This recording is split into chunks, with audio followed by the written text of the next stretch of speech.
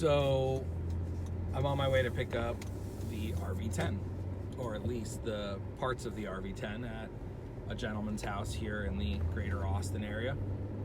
He's built the empennage and started the wings. One wing is all riveted up except for the bottom skin. The other wing is clecoed up, no skins, neither tanks are made. So it's a good place because I can still add stuff and customize it for the avionics and servos and things that I want. At least that's what I'm learning. I'm very, very nervous. I'm very excited. I'm very nervous. I can't help but think, is this just stupid? Is this just stupid? I'm a 1/10 partner in a 182. Very affordable to buy in. Very good wet rate, 110 an hour into the partnership. That covers a new engine, it covers everything, it reserves everything. So it's a very good deal. It's a very capable plane. It's got plenty of useful load. It has the same useful load as the RV10, maybe 50 pounds less, but basically the same. It's slow, but you know, I'm asking myself the question of, why do I need to do this? What am I? Yeah, it's gonna be awesome, but think about what I could do with that money. Think about, I don't know, I could buy a couple of investment properties. I could keep throwing more into the stock market. I could invest more into my business. But I go through this mental exercise of something I've always wanted to do, something I know I'm going to enjoy, something that's going to bring joy to my family for many, many years, hopefully. But again, is it necessary? Is it needed? Absolutely not. It is 100% not necessary and not needed. So I'm going through that struggle. On the other end of that struggle, though, it'll make me work harder. It'll give me some goals at work. It'll give me something to focus on, something to strive for. Hey, in a year, I've got to buy an engine. I need to make extra money this year. I need to do something. I need to come up with a new product. I need to increase sales for my software. I need to do something. And so I'm really excited about that. Over the last 10 years, as I've built my consulting and coaching and software business, I've always been motivated by things like this. So every time I take on a new expense, I find that I'm able to cover that within reason. I mean, this is a bigger expense than I've ever taken on personally, ever, other than buying our house. So I'm wrestling with that. I'm excited about it, but I'm wrestling with it. The other thing I'm wrestling with is, did I make the right decision? Is the RV10 the right decision? There's really only two players out there, two options out there in the 4-seater. Do I even need a 4-seater? I mean, if I'm flying for business, it's just gonna be me. If I'm flying to see a client, it's just gonna be me. We kind of have a rule in our family that it's not gonna be my wife and I without our kid in the plane. For safety reasons, obviously. We don't want to orphan our child. Now that may change as she gets more comfortable with it and I get more comfortable and get more hours and get my instrument rating, etc.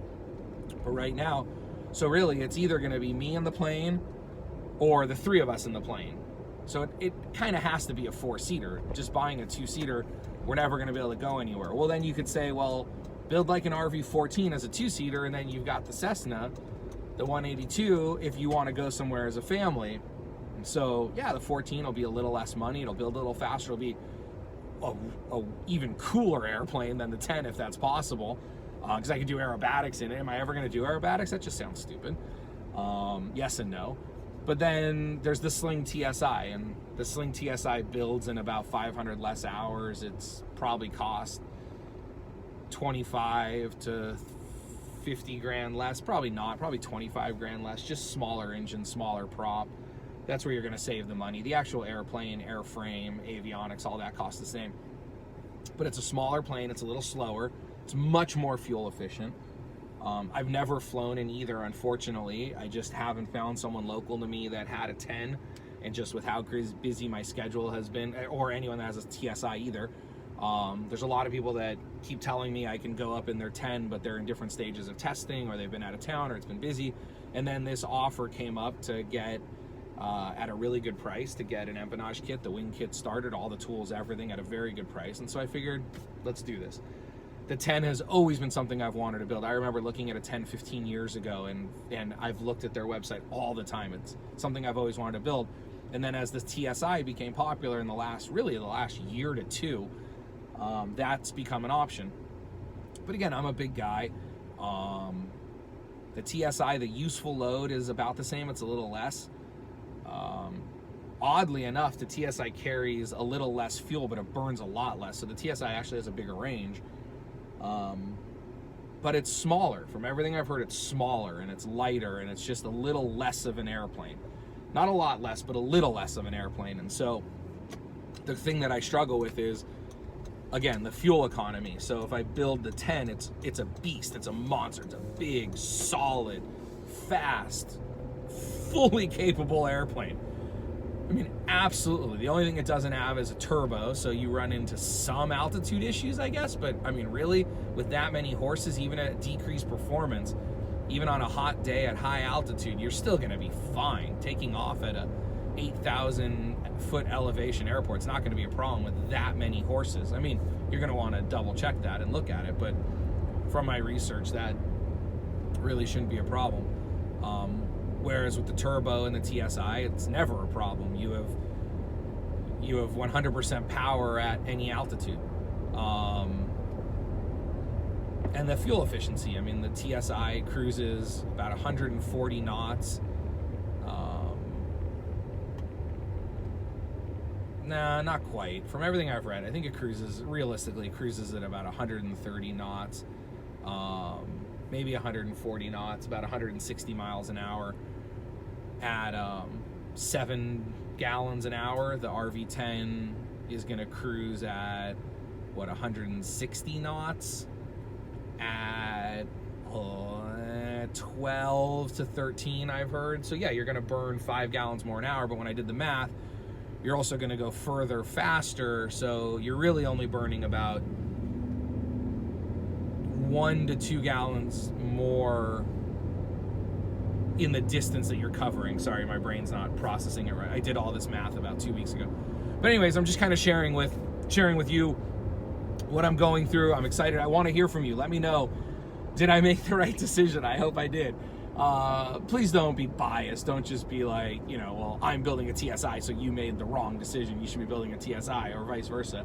But let me know, like, have you wrestled with this? Have you gone through this thought process? What have your thoughts been?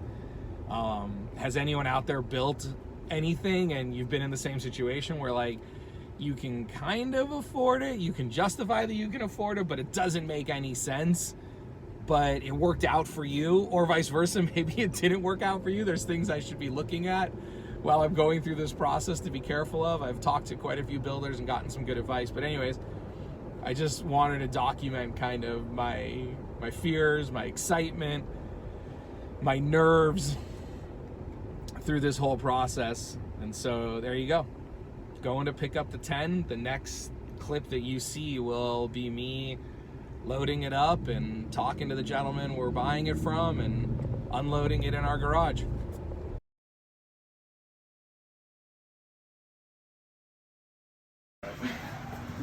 I don't know which way we want to go first. Probably. So there's the control horn sticking out on my side. Is there anything sticking out on the other side? Yeah, there's a tab. Which side do you want me to? I don't know. I can't see the other side. You can. If we're going on, your left side is actually what needs to go up against that wall, so we're probably going to have to rotate these around. Probably going to have to touch that up a little bit.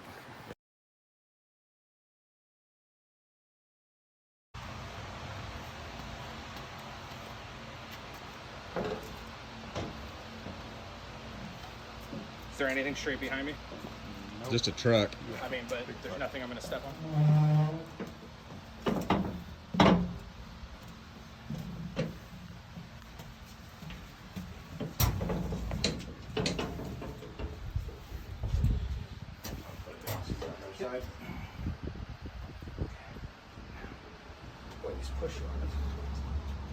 So exciting, yes. Stressful, yes. It was one of the more mentally taxing days of my life. We didn't have the correct trailer, so I had to rent the U-Haul last minute. It was incredibly hot, Texas summer, incredibly humid. It started raining, but we got it all packed up. I was very overwhelmed by the size of everything, and we finally got it into my garage, and it was a mess.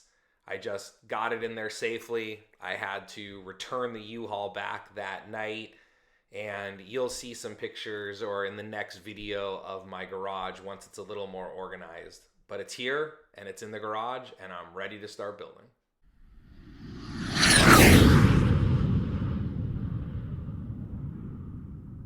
By the way, we came up with this logo. It's obviously an homage to the best movie ever, Top Gun, and me, Rhino, with the aviators. So what do you think?